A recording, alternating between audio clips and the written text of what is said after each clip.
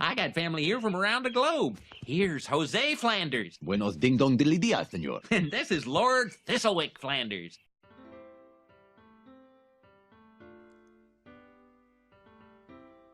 The genre of anime dating visual novels has always been something I've just cast aside and ignored from the Steam store. Tons of regurgitated, redundant carbon copies of the same game are just shat onto Steam every single day, and initially, this game Doki Doki Literature Club mimics first glance the style of these dating simulators, and even provides attributes of those games.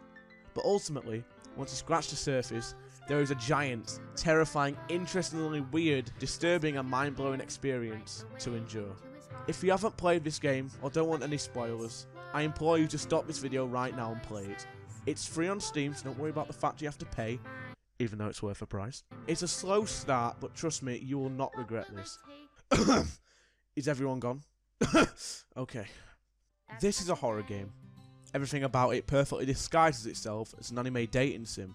From the Steam description to the opening first 2 hours of the game, there's next to no foreshadowing or indication about the horror aspect. Apart from a disclaimer and a Steam category, but these things are probably required to be in the game and is mostly overlooked and forgotten. But when it finally hits you, it hits you hard. The door. Oh my god!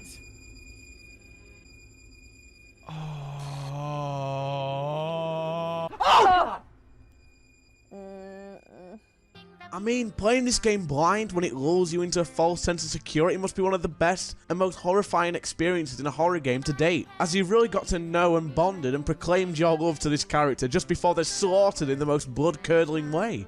After she dies, the game seemingly ends, but something isn't quite right. Sayori's character is a place of a mishmash of the other characters, and this mysterious text keeps popping up. You then play through the game again, but this time the game has gone to absolute shit. The horrific impact of the disturbing suicide still remains inside you as you play through it again, with an image of her still body hanging in the bedroom, even on the notice board in the background. The characters become extremely exaggerated, clingy, disturbed and mean, all except Monika, the president of the literature club. Originally, all 3 of these characters are slightly flawed, depression, low self-esteem, and such, but now, they've gone absolutely bazinga. There are twisted poems replacing the light-hearted ones that appeared before.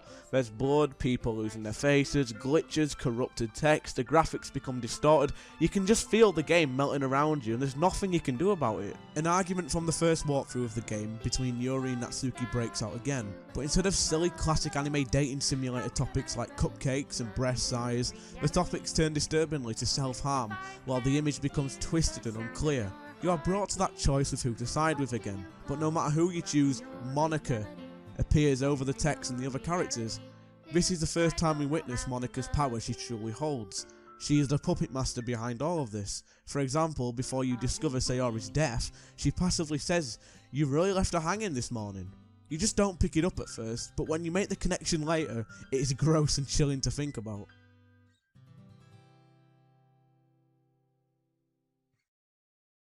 One of the most memorable and harrowing moments of the game is when Yuri confesses that she's madly in love with you, and asks you to go out with her.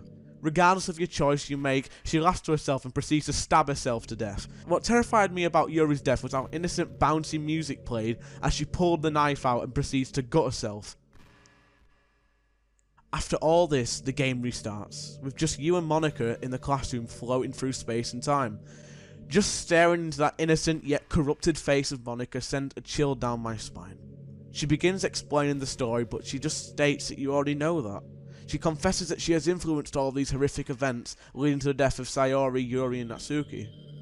You believe that this story couldn't take a darker chapter, but indeed it does. She completely breaks the fourth wall. Monika refers to you not by your chosen name in the game, but you, your Steam name. If you're playing this game through Steam, she comments on it, claiming that the file directory was more difficult to get to as it was installed through Steam. If you're recording at that moment, she even makes note of that, saying that it's not nice to record people without telling them. She even says hi to the audience watching your video. She talks about the comments section and how she's on the spot now she's being recorded. She makes comments about the real world that we all live in, how it's too far from her reach, and wants to stay with you forever. When you reach the end of the game, the credits roll in a very Portal-esque way, with Monika playing and singing her own song, Your Reality, which is attuned to the main theme that has been varied throughout the game. This ending is magnificent because the song is not only creepy, but weirdly adorable and solemn. A perfect note to end on as you listen and reflect on all the insanity and horror you've just witnessed. It's just a 2 to 3 hour game, but it feels so rewarding to come to the end of a journey. It's also the first and only time we hear any vocals throughout the game. Doki Doki Literature Club is a fantastic masterpiece, masking a psychological horror game under an anime dating visual novel. It raises real life issues about depression and abuse. It also implements a feature not many gamers have seen at all, an AI who can detect things you're doing whilst playing the game, also adding to the scare factor. If you're a rebel and decided to watch this without playing it, first of all, you're an idiot. I still beg you to try this game, as there are other secrets and chunks of story I've not mentioned, so there's no harm in playing this free shocker of a game. Anyway, thanks for watching, from me and Monika.